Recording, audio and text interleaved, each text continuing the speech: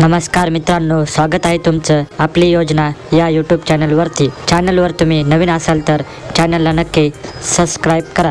तर मित्रांनो, लाडकी बहीण योजनेच्या कागदपत्रामध्ये व तसेच योजनेमध्ये मोठे बदल करण्यात आलेले आहेत। आता डोमिसाइल सर्टिफिकेट असेल, उत्पन्नाचे प्रमाणपत्र असेल व तसे तर यामध्ये देखील कोणती कागदपत्रे लागतील। तसेच मित्रांनो, अर्ज भरण्याची शेवटची तारीख देखील वाढवण्यात आलेली आहे। तर मित्रांनो, लाडकी बहीण या योजनेमध्ये कोणकोणते बदल झालेले आहेत त्याची माहिती या व्हिडिओमध्ये आपण बघणार आहोत। तर मित्रांनो, व्हिडिओ हा नक्की शेवटपर्यंत बघा। तर मित्रांनो, सर्वात पहिला बदल या ठिकाणी तुम्ही बघू शकता। तर मित्रांनो, सदर योजनेत अर्ज करण्याची मुदत ही दिनांक 1 जुलै 2024 ते 15 जुलै 2024 पर्यंत ठेवण्यात आली होती। तर या मर्यादेत सुधारणा करण्यात येत असून आता सदर मुदत 2 महिने ठेवण्यात येत असून ती 31 ऑगस्ट 2024 पर्यंत लाभार्थी महिला या अर्ज करू शकतात। तर मित्रांनो, शेवटची तारीख ही 31 ऑगस्ट ठेवण्यात आलेली आहे। तसेच 31 ऑगस्ट पर्यंत अर्ज करण्यात आलेल्या लाभार्थी महिलांना 1 जुलै पासून दर महिन्याला 1500 रुपये भेटणार आहे। या योजनेच्या पात्रतेमध्ये अधिवास प्रमाणपत्र आवश्यक असल्याचे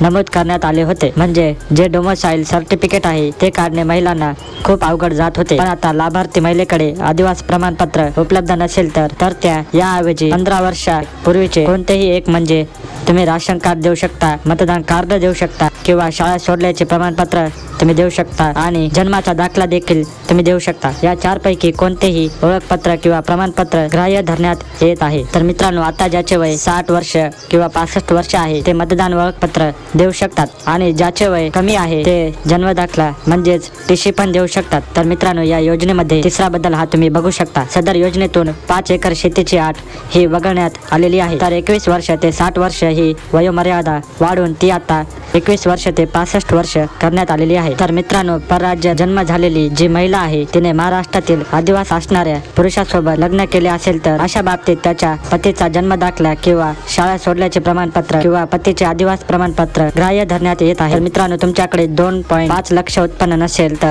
ज्या कुटुंबाकडे पिवळे व केशरी राशन कार्ड उपलब्ध असेल तर त्यांना उत्पन्नाच्या दाखला प्रमाणपत्रातून सूट देण्यात आलेली आहे। मित्रांनो, जर तुमच्याकडे पिवळे आणि केशरी राशन कार्ड असेल तर तुम्हाला उत्पन्नाचे प्रमाणपत्र काढण्याची गरज नाही। सदर योजनेत कुटुंबातील एका पात्र अविवाहित महिला सुद्धा या योजनेचा लाभ देण्यात येत आहे। तर आता या योजनेचा लाभ पहिले विवाहित महिला घेत होत्या, परंतु आता जी महिला तुमच्या कुटुंबात अविवाहित असेल तर ती सुद्धा या योजनेचा लाभ घेऊ शकते। तर मित्रांनो, अशाच प्रकारच्या अनेक योजनेची माहिती मी तुम्हाला आपली योजना या यूट्यूब चॅनलवर देणार आहे। तर मित्रांनो, व्हिडिओ आवडल्यास व्हिडिओला लाईक करा, कमेंट करा आणि चॅनलला सबस्क्राईब करा। भेटूया अशाच एका व्हिडिओमध्ये। धन्यवाद।